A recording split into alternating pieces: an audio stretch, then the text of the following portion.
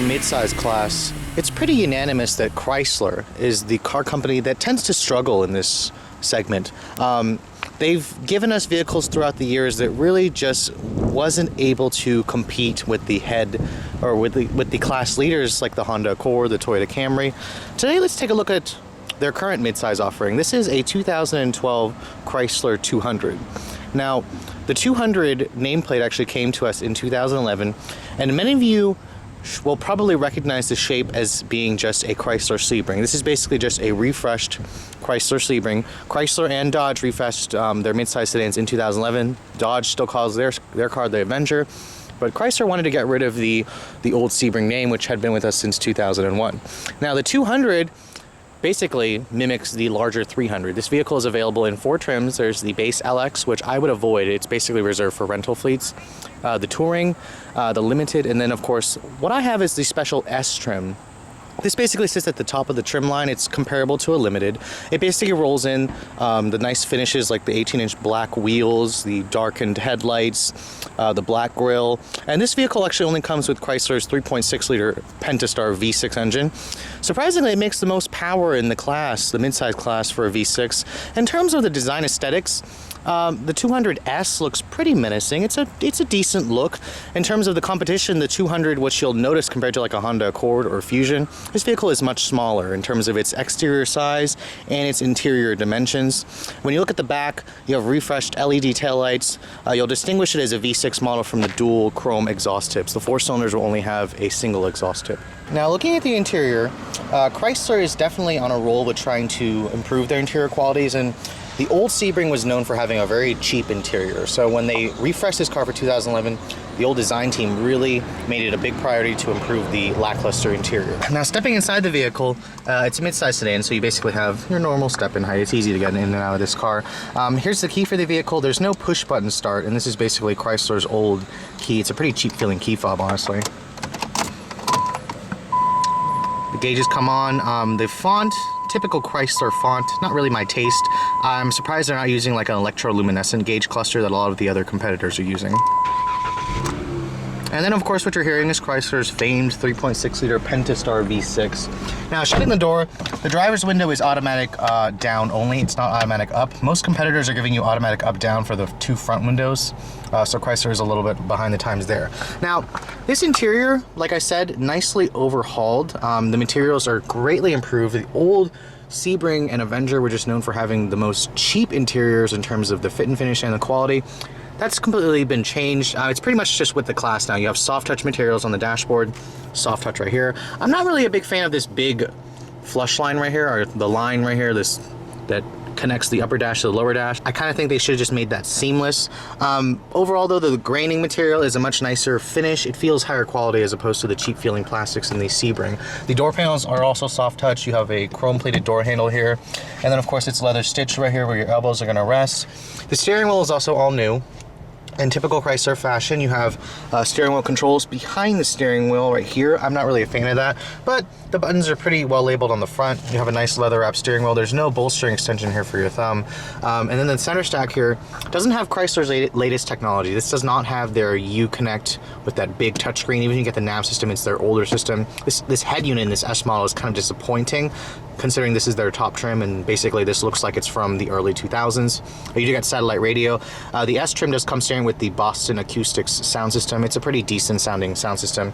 You only get single zone automatic climate control. That's behind the times. All the other family sedans have a dual zone automatic climate control system. When you put it in reverse, there's not even a backup camera. If you want I believe if you get the navigation package, it'll get you that. Now this is the 6-speed automatic transmission.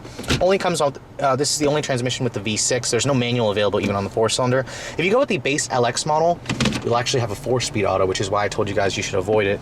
The center console here, it slides, it adjusts. It has storage in there with a power outlet, but your USB and your aux port is in there. Looking at the glove compartment, it is damped, but it's a pretty small size, especially when some competitors offer you a 2-tier storage. The back seat of the Chrysler 200 also lags behind its mid-size competition. In terms of the space here, this is roughly in line with a compact car. The step-in is okay. You have a pretty large center tunnel here, but overall legroom is okay. The knee space is not as big. You do get only one mat pocket, no vents back here.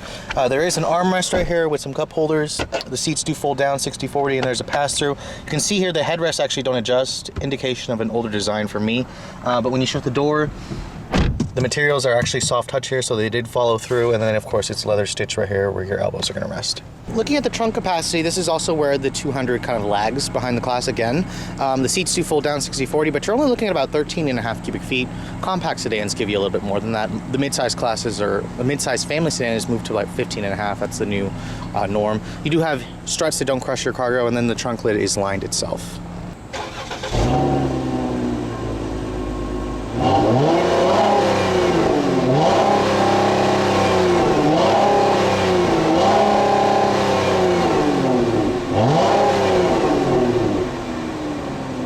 And then of course when you look under the hood, the S model only comes with the big engine. This is Chrysler's 3.6 liter Pentastar V6. It surprisingly makes the most power in the V6 class, 283 horsepower and 260 pound-feet of torque. A big upgrade from the previous motors in the Sebrings. There is also a 2.4 liter four-cylinder. Honestly, I would avoid it. Gas mileage is 19.29 on regular gas. If you go with the four-cylinder, it's only rated at 21.30. And that car only has 173 horsepower, but let's take a look at how this drives. Now, I'm the kind of person that always believes everything or anybody can change. So my initial impressions for this new 200 are relatively positive, but let's find out how many changes Chrysler actually made to the vehicle.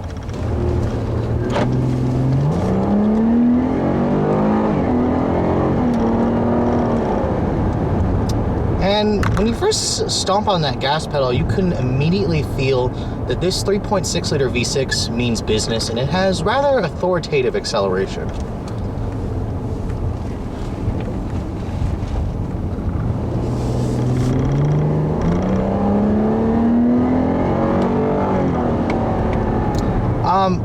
With 283 horsepower, again, this is the top rating in the family sedan class. And I don't necessarily feel it in the straight line acceleration, but what I do feel when I put my foot down is torque steer, and no other family sedan has as much torque steer as this car, and the wheel will actually be trying to fight you getting out of your hands, so you do need to hold on to it. The V6 has pretty good refinement, typical Pentastar. It's a rever. You need to rev it up to its top ranges to feel that power.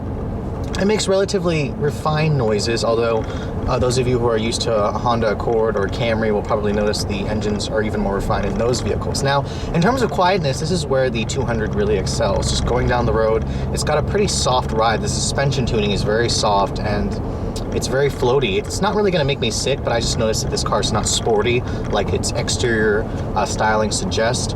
The steering doesn't offer much feedback, but the precision is okay. The car just feels like it has a lot of body lean. It doesn't feel well controlled. The visibility is not really my strong suit as well. This pillar here is pretty thick. The mirrors are also really small. There's no blind spot tech available on this car.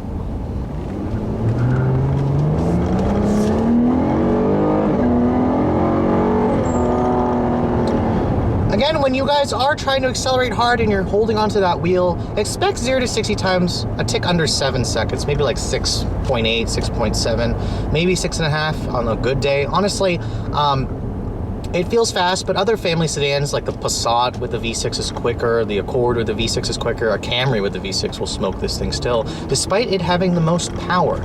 I'm not sure why that is. This car is the smallest in terms of the size. Its weight falls roughly in line with the rest of its competitors, just around 3,600 pounds, but I guess it has to do with the tuning. The 6-speed automatic in this car, the gearing is very short. It shifts relatively smoothly. It just doesn't feel very sporty. It's kind of just like a family sedan that has a big motor. This car is quick. It's less expensive than its competition, but you also feel the cost cutting. I mean, this is basically just a refresh to kind of bring the old Sebring to the class competitive levels, but in terms of does it compete with the class leaders? Absolutely not. This car is definitely something that is less expensive, and it's a decent effort. It's much improved, but really, honestly, Chrysler is working on a replacement family sedan with Fiat, and that's probably the vehicle that you should wait for that will basically put the Chrysler group with the family sedan competition like the Dart has basically elevated them. Again, going around curves, The suspension feels very soft. The steering doesn't offer much feedback. This is not a sporty ride by any means. Look at the Ford Fusion, Honda Accord, Nissan Altima, or Mazda 6 if you're looking for a family sedan with sporty handling.